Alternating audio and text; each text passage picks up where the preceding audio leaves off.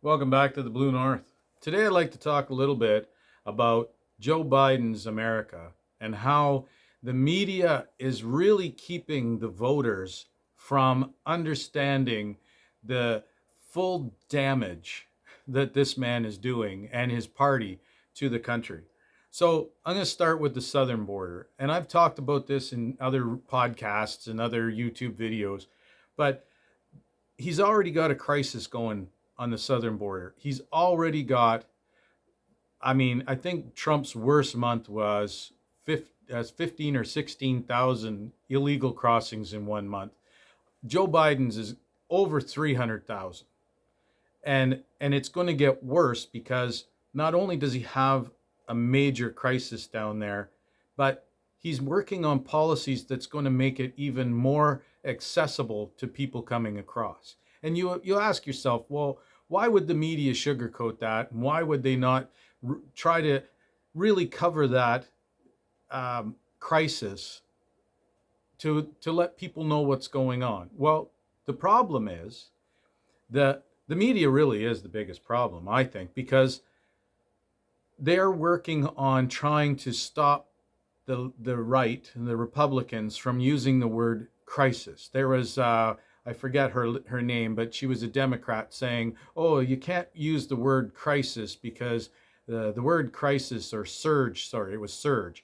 You can't use the word surge at the border because the word surge is military, and that's racist because the military is racist." And if you're going to talk like that and you're going to try to misinform people or keep people from being informed and use race or some sort of derogatory term for every word that the Republicans use, that is a huge problem. That is like the devil is the great deceiver. And honestly, we're I can line up the Democrat Party pretty heavy with that devil, because if you can't say there's a surge at the border of illegal crossings, which the word surge, if you look up the definition, doesn't mean racist.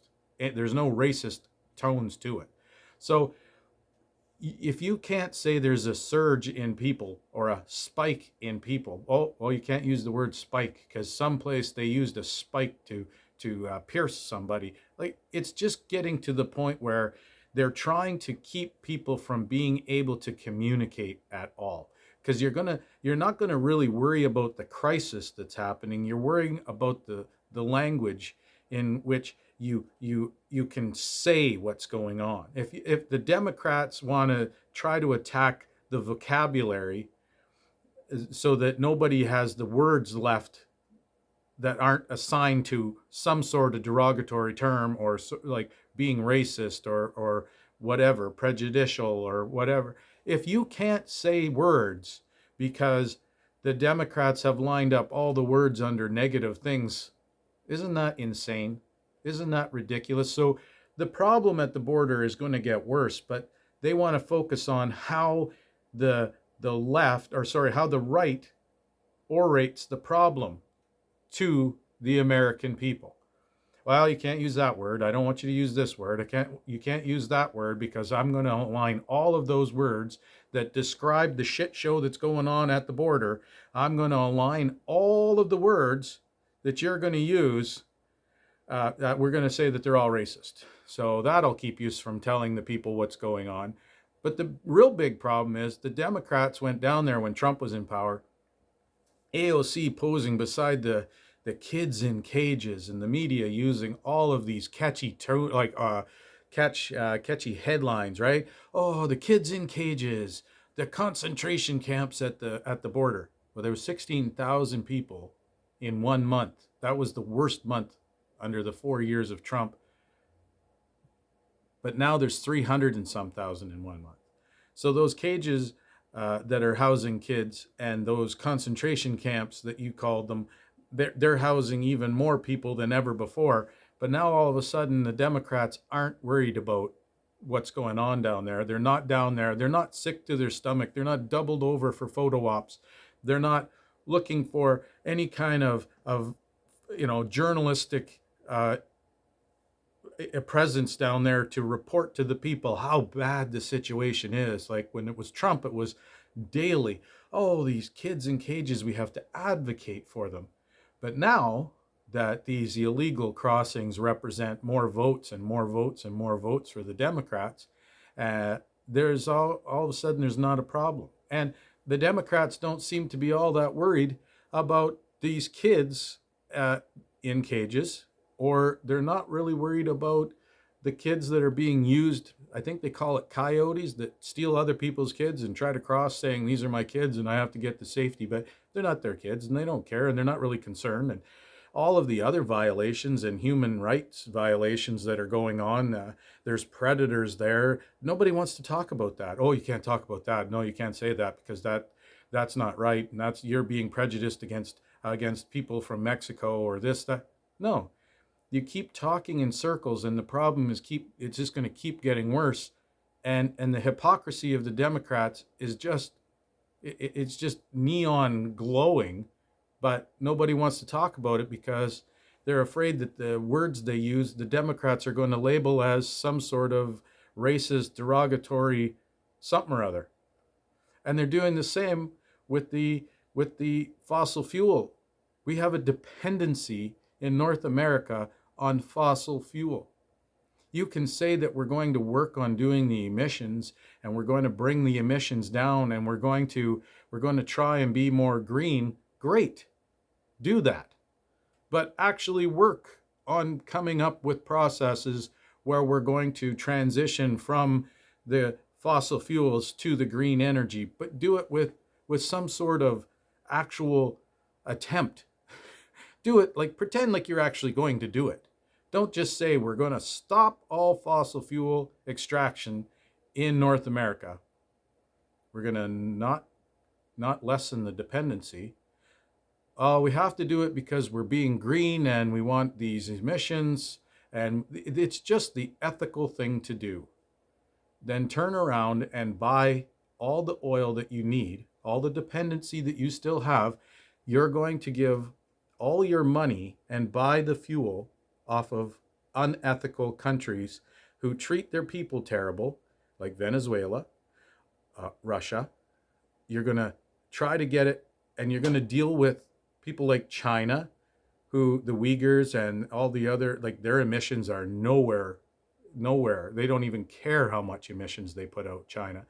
So you're saying on one hand, oh my gosh, we can't take any of our own gas and oil out of the ground because we're trying to be ethical. We're trying to look out for the planet.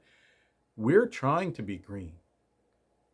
You're willing to give the money to people and countries that aren't being green, and they're not even treating their people nice. And they're not treating the people around them nice. So the hypocrisy on that front is just incredible. I mean, you're feeling that everybody that goes and fuels up right now at a gas pump is feeling the full effect of that hypocrisy, because they haven't lessened the dependency, and those countries that are, offering oil and gas and everything else to the United States is saying, hey, you want it? I'll give it to you for $7 a liter or a gallon or whatever. And it's incredible that the media is still backing Joe Biden, saying he's doing such a great job on the economy. No, he isn't. He isn't doing a great job. The only increase to the economy is the people going back as the COVID restrictions are being lifted. Joe Biden promised that COVID was going to go away. It didn't. He promised he was going to attack it and he was going to work on it. No. Right after he took office, he said, well, we can't change the trajectory of this disease. Well, you made a promise that it was going to go away. You made a promise that we were going to work on unity. Yet your party's working on trying to ban words that people are trying to associate words that people on the opposite side are trying, like, hey, this is hypocritical of you to do. Oh, you can't say that. That's racist. Oh, you can't say this. So your unity isn't being worked on at all.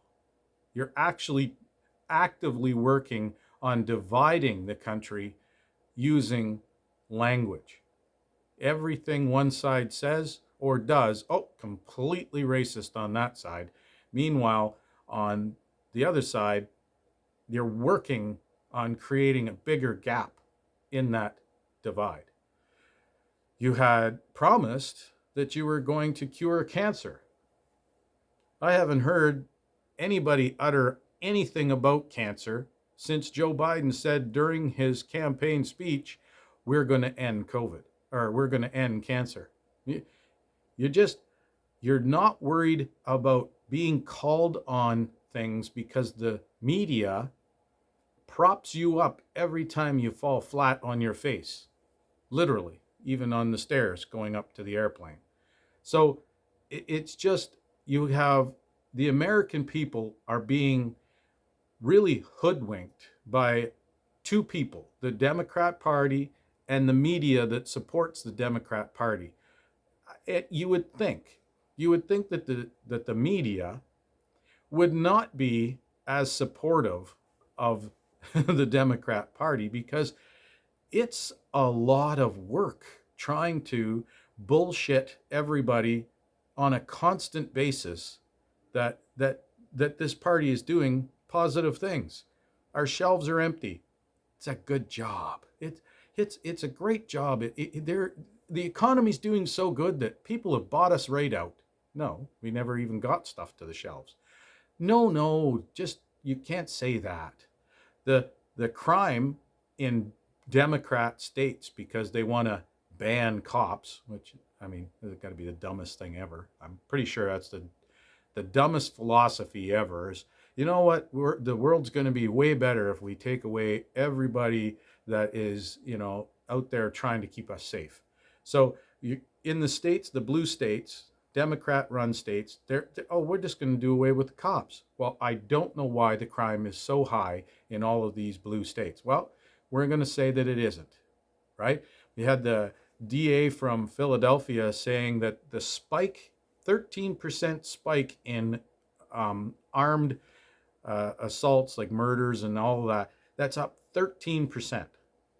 But unarmed went down by 2%. So we're focused on that. It isn't a spike because, see, unarmed went down. No, armed went up 13%. So the people that used to do things without guns are now emboldened enough to buy a gun, because those people were terrified before. But now, hey, we're going to close prisons and we're not going to prosecute people and we're going to do away with bail, because bail is definitely racist. So we have to do away with these things. It'll make our city way safer if we can get rid of bail and jail time, and we can get rid of prosecuting people, and if we can just stop putting people in jail. We're going to have those people vote for us. So this is our new policy: is we're going to make our streets safer by allowing these people to stay on the streets. And, well, we're reaping the benefit of it with this 13% spike in violent crimes, armed violent crimes and murders and everything else. But we'll just say that it isn't, and we'll use the media to tell everybody that it's safer. And that's what's going on in a lot of blue states. But we're also seeing children under attack, and blue states is the leading. It just has me so emotional when I talk about this, because Ron DeSantis in Florida is banning children kindergarten to grade 3 from learning about a lot of the heavy duty subjects in sex education. And I applaud him for that. I don't think that children in that age group needs to learn anything other than how to count, how to tell time, how to read and write. They have a lot to take in. They don't need to learn that when they get to be older, if they want to transition into somebody else because they may be sexually attracted to someone, that isn't a subject that kindergarten to grade 3 needs to start with. And if that's something that you personally believe and you want your child to learn about if they're in that age group, then you go ahead and do that. But as a whole, right, as parents, you should have a say.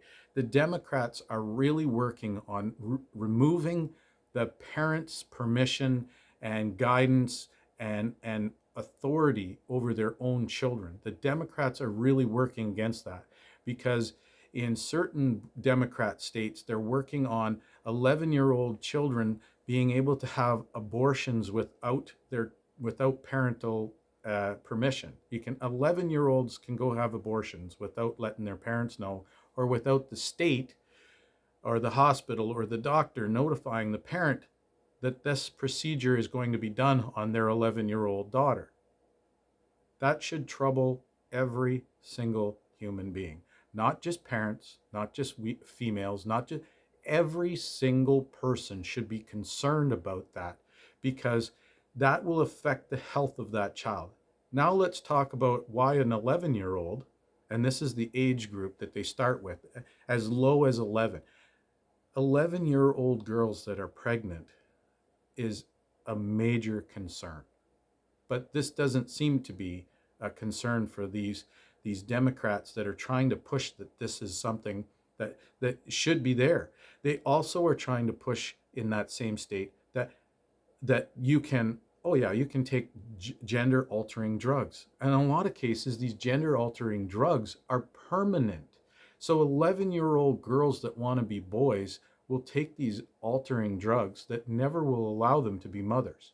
And you know what? Just even that, mothers and birthing people, and the African Americans have mothers, but white people have birthing mothers. It has gotten to the point where the words we use are of more concern than what actually is going on. We need to put our children in up front. We need to put them in safe places. That's why movies have PG-13 ratings and whatever else, because we don't need our children seeing things that their brains shouldn't. It's their innocence that is under attack by these Democrats that are saying 11-year-old girls can change their gender, they can have abortions, 11-year-old boys can become girls if they want, and they don't have to ask their parents. This is something that's going to affect these children their entire lives. And someone says, "Oh, y'all, it's it's more for their mental health." The suicide rate in adults that have gone through gender altering, procedures, the suicide rate is astronomical because of the regret. There's groups, support groups, and everything else that have ridiculous numbers. I'm not saying that doesn't exist, that people need to change the gender that they are born because it makes them feel better. I'm just saying that if the adults that do it have remorse and are having really high suicide levels, what are the children going to do when they realize, I made this decision as an 11-year-old? Why was I allowed to? Who allowed that? So we have our children being over sexualized. We have a misinformation being put out there, and it's scary at what the Democrats are bringing to the table on a daily basis. In Oregon, I think her name is Governor Brown. She's a Democrat. She has decided that people of color, students of color, have a hard time and they're struggling with math, reading, and writing. So those are no longer a requirement to graduate high school. Reading, writing, and math. So the diversity and equality and all these other things have become more important, but reading, writing, and math have been put on a back burner. You don't even need to take them in order to graduate from high school. So what has this governor really done? Has she done something that is going to benefit the students in Oregon? Or has she created an environment where these kids that are graduating out of that state are going to have a very difficult time finding work in the United States, in other states, because they're going to say, wait, you were educated under a system that does not require you to know how to do math, how to read or how to write. You are going to be a nightmare employee because I'm not going to be able to trust you because you don't know how to do math. So it's going to affect the businesses. Businesses in Oregon are not going to hire within the high school, college. If the requirements have been dumbed down so that the students are being graduated through the system without any kind of real knowledge on the basics that everybody should know how to do: read, write, and add. So if you're not learning those things, and that's not a requirement, so why are the businesses in that state going to hire those students? It's going to be extra work. It's going to be more of a hassle. It's going to be more of a liability. They will start drawing from other states. So what's going to happen in the near future are those students are going to be all unemployed because they're not going to be able to find jobs after they graduate from college or from whatever, because they don't have the basics that every business wants in an employee. So unemployment in Oregon is going to go way up because those students aren't going to find anything, and that's where they live. They won't be able to find a job, so they won't leave their state to go to another state and find a job because they won't be able to, because they don't meet the basic requirements of other states. And when they graduate high school without those basics, they're going to go into colleges and universities, maybe out of state, and find it's going to be incredibly difficult if you don't know how to add or read or write. It's just incredibly, um, it's incredibly narrow-minded, because you're thinking, Governor Brown's thinking, hey, guess what? I've just done something that's going to make my numbers look good. I've just graduated more kids under my term than anyone else. Unfortunately, they'll never get jobs and they'll never make it through college. They'll probably have the most ridiculous number of dropouts in the first year because, well, they won't know how to do a lot of the things that these colleges are going to expect them to do when they come in, right? So I'm going to need you to do an essay, and I'd like it in your handwriting. Oh, I don't know how to read or write. It wasn't a requirement to get through high school, so I shouldn't have to do it now. I'm in college, so yeah. Oh, okay. You think the bosses in these colleges and universities are going to say, "Oh, you're from art"? Oh no, sorry. Yeah, you're going to get a free pass. You don't have to worry about adding stuff or reading or writing your projects. We'll get somebody else to do it for you. Like, what possibly could there be? What could be the reason that this governor would think that this is a positive? It's only a selfish thing. I'm going to look good because I'm going to graduate more students, even if I'm damning all of these people to unemployment and hardship in the near future.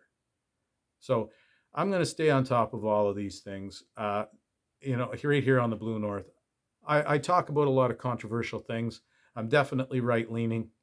I'm Canadian, but I am married to an American, so I get the best of both worlds. I can make fun of both countries. There's a lot to talk about in both countries, but if you have a comment, feel free to leave it, and I'll get back to you. Or if you want to private message me or whatever, I'm up for all of that. I definitely love a good debate. So if you're up for a good read, I've wrote a book. It's called Decency and Deception: Encouragement for a Struggling Nation. You can pick that up on Amazon. You can pick that up in your bookstore. You can order it in almost any bookstore. It's in 60,000 different bookstores. It's available online. It's Decency and Deception: Encouragement for a Struggling Nation by D.L. Bailey. Check it out, and I'm sure you'll enjoy it. So stay tuned for more podcasts right here on the Blue North.